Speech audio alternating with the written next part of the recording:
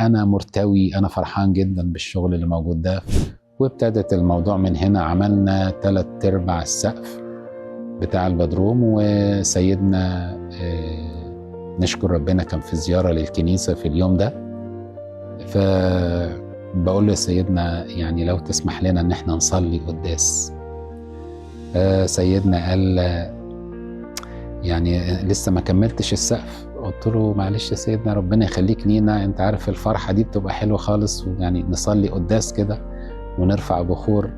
فسيدنا في اليوم ده بمحبته الجميلة وقلبه الحلو بالنص كده قال أنا مرتوي، أنا فرحان جدا بالشغل اللي موجود ده. فقلت له طب يا سيدنا اسمح لنا بقى بالقداس. فادانا الحل ان احنا نصلي اول قداس. الكلام ده كان في سنة 2015، ونشكر ربنا قدرنا نخلص سقف البدروم، وابتدينا في الدور الأرضي. البدروم بارتفاع 4.5 متر، وبعدين كنا بنصلي تحت وعملنا كده زي كنيسة بالخشب والمشمع، وابتدينا نصلي، وابتدينا نعمل أعمدة الدور الأرضي اللي احنا فيه دلوقتي، اللي هو في الكنيسة اللي في الدور الأرضي. وعملنا السقف هنا بارتفاع 5 متر أو 5.20 متر. ولما جه سيدنا افتتح الكنيسة هنا بقى في 9/4/2016، وصلى سيدنا.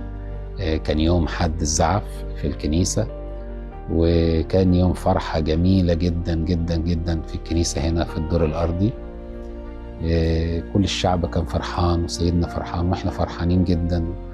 وفي اليوم ده سيدنا بمحبته الكبيرة اداني نعمة ما استحقهاش، ورقاني رتبة القمصية.